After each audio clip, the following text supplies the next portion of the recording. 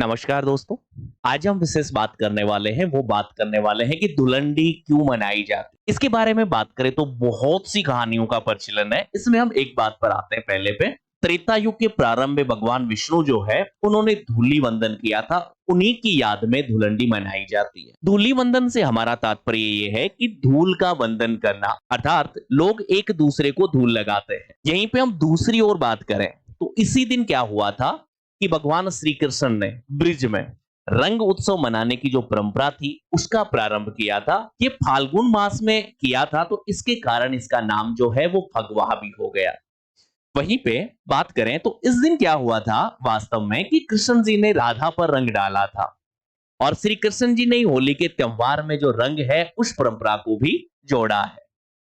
इसी के साथ में देखो कि धुलंडी के बारे में अलग अलग कहानियों का प्रचलन हमारे भारत में है, जिनमें एक तो होलिका का है, एक राधा कृष्ण जी की प्रेम कहानी है और एक कामदेव की कहानियां प्रचलित हैं। और इन्हीं कहानियों के ऊपर हम बात करने वाले हैं। तो चलो शुरुआत करते हैं। धुलंडी पर्व की बात करें तो इसका उल्लेख हमें पुराणों से मिलता आ रहा है। इसके मुताबिक फाल्गुन पूर्णिमा के जस्ट अगले दिन यानी कि चैत्र शुक्ल प्रतिपदा या फिर जिसे हम चैत्र शुक्ल एकम कहते हैं, उस दिन या उस तिथि को धुलंडी का त्योहार है वो पूरे भारतवर्ष में मनाया जाता है। इसके पीछे जो मेनली दो कथाएं हैं, तो पहली कथा की ओर लिए चलता हूं मैं आपको। और इसमें भगवान भोलेनाथ जी है, उनकी तपस्या भंग करने के लिए कामदेव जी आते हैं। तो उनसे क्रोध होकर भगवान शंकर कामदेव को भस्म कर देते हैं।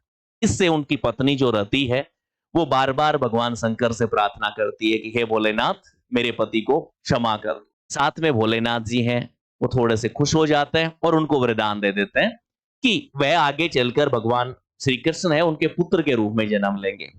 कामदेव के पुनर्जन्म और देवी रति को जो प्राप्त वरदान हुआ, उस खुशी में संपूर्ण विश्व में फूलों की वर्षा हुई। हर तरफ गुलाब उड़ा उड़ा कर आनंदोत्सव मनाया गया। इस कारण से इस तिथि को यानी चैत्र शुक्ल एकम को पूरे भारतवर्ष में ये त्योहार जो है वो रंगों के त्योहार के रूप में मनाया जाता है। वहीं पे हम बात करें तो धुलंडी को लेकर एक और पौराणिक कथा चलती है, जो कि हिरण्यकश्यप और होलिका और साथ में ही यदि हम जानते हैं तो भगवान प्रहलाद, इनको लेकर चलती है। इस कहानी की ओर बात करें तो देखो, हिरण्यकश्यप था वो एक असुर राजा था और इनका जो बेटा प्रहलाद था वो विष्णु का भक्त था। इस कारण से क्या होता है कि वो अपने बेटे प्रहलाद को मारना चाहते थे। साथ में हिरण्यकश्यप की एक बहन होती जिनका नाम होलिका होता है। होलिका को यह वरदान प्राप्त था कि उनके पास में एक ऐसी ओढ़नी थी कि जिसको ओढ़ने के बाद में अग्नि उसे छू भी नहीं सकती थी। हिरण्यकश्यप क्या करते हैं कि होलिका को एक लकड़ियों के ढेर पे बिठा देते हैं और उनकी गोद में भगवान प्रहलाद को बिठा देते हैं और आग लगा देते हैं। हम जानते हैं कि होलिका के पास में एक ऐसी ओढ़नी थी कि जो आग नहीं पकड़ रही थी। तो वो ओढ़नी अचानक से क्या होता है कि हवा का एक झोंका ऐसा आता है कि वो ओढ़नी होलिका से उठकर भगवान प्रहलाद पर गिर जाती है। होलिका जल जाती है और भगवान प्रहलाद जो है वो बच जाता है। और इसी कहानी को लेकर ये जो रंगों का त्योहार है वो मनाया जाता है। इसी कहानी को थोड़ा सा मैं आगे बढ़ाता हूं ना, कि जैसे ही होलिका जलती है तो भगवान प्रहलाद के बचने के ऊपर संपूर्ण ब्रह्मांड में खुशी मनाई जाती है। हर तरफ गुलाल और फूलों की बारिश होती है, यानी कि इस दिन अधर्म पर धर्म की विजय होती है। और इसी के रूप में इस त्योहार को मनाने की जो परंपरा है वो शुरू हुई। तो राजस्थान में ये त्योहार है वो इसके आगे की जो बातें हैं वहां से शुरू होता है कि राजस्थान में एक लोक देवता है जिनका नाम है इलोजी। इलोजी को कुंवारों का लोक देवता भी कहा जाता है। और इस इलोजी के बारे में बात करें तो इलोजी की प्रेमिका थी होलिका। राजस्थान की बात करें तो एक बहुत ही प्यारी सी कहावत प्रचलन में है और उसे क्या कहते हैं कि उधर तो निकली बारात और इधर दुल्हन जलकर हो गई रात। और ऐसी ही एक कुंवारों के देवता की प्रेम कहानी। और इस प्रेम कहानी को हम जानते हैं, जरा सुनिएगा कि होली का जो पर्व है वो रंगों का पर्व है। जब बात राजस्थान की हो तो यहाँ पर ऐसी कई परंपराएं हैं जो सदियों से निभाई जा रही हैं।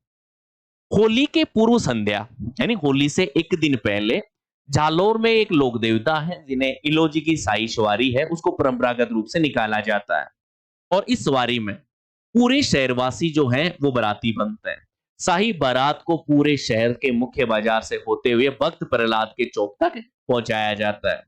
लेकिन जैसे ही बारात पहुंचने वाली होती है तो होलिका का जो दहन है वो कर दिया जाता है, जिसके चलते जिसके चलते जो इलोजी और होलिका का विवाह तय था होली के दिन, वो नहीं हो पाता है। और ये जो परंपरा है वो झालोर में पिछले कई वर्षों से या कई सदियों से चली आ रही है। और इसी की हम माने तो ये अनोखी जो बारात है वो पूरे झालोर शहर में निकाली जाती है। और ये बारात जो है, इसको लेकर आनंद भैरव मित्र मंडल है, साथ में ही वहां का व्यापार मंडल और प्रशासन के लोग भी इस बारात में शामिल होते हैं। होली के दिन ये जो शाही बारात है वो बड़ी धूमधाम से बड़े गाजे बाजे के साथ मानक चौक होते हुए निकाली जाती है, जहां पर इलोजी या फिर आनंद भैरू के रूप में एक युवक को दूल्हा बना दिया जाता है। दूल्हे को अच्छे से सजा धजा कर पूरे मार्केट में, पूरे बाजार में घुमाया जाता है। और साथ में ही जो पूरे जालोर निवासी, शहर निवासी हैं, वो पूरे सज धज कर, सापा वापा बांध कर, ढोल डीजे वगैरह के साथ में इस बारात में शामिल होते हैं। ये बारात मुख्य चौराहे होते हुए प्रहलाद चौक तक पहुंचती है। अब बात करते हैं थोड़ी सी आगे की, कि बारात जैसे ही प्रहलाद चौक के पास पहुंचती है, होलिका का दहन हो जाता है। यहां तक की कहानी तो हमें पता है, लेकिन इसके आगे क्या होता है कि इलोजी की प्रेमिका होलिका जल जाती है। इलोजी थोड़े से क्रोध में भी होते हैं, थोड़े से दुखी भी होते हैं, और वो क्या करते हैं कि होलिका की जो राख थी उसको अपने शरीर पर लपेट लेते हैं ना, और उसके साथ में खेल लेते हैं, चारों ओर उछालते हैं। इससे ये यहाँ के जो आसपास के जो लोग हैं, वो होली के जस्ट दूसरे दिन राख से होली खेलने की जो परंपरा है उसकी शुरुआत हुई। धीरे धीरे इस राख की जगह है वो रंगों का प्रयोग होने लगा, और इस प्रकार से इलोजी और होलिका की ये जो प्रेम कहानी है वो भी इससे जुड़ी हुई है। आप लोग जानते हैं कि इलोजी जो है वो राजस्थान के एक प्रसिद्ध लोक देवता है, जिन्हें कुंवारों का लोक देवता कहा जाता है। और दाम्पत्य जीवन जिनका सुखी नहीं हो वो भी इसकी पूजा करते हैं। पुत्र रत्न प्राप्ति के लिए भी इलोजी की राजस्थान में बहुत पूजा की जाती है। तो ये कुछ कहानियां थी दोस्तों। उम्मीद है आपको पसंद आई होगी कि धुलंडी त्योहार क्यों मनाया जाता है। आप सभी को ये धुलंडी का जो त्योहार है वो क्यों मनाया जाता है आपको बहुत पसंद आया होगा। तो जाते जाते वीडियो को जरूर लाइक करते जाना। आज के लिए इतना ही। धन्यवाद।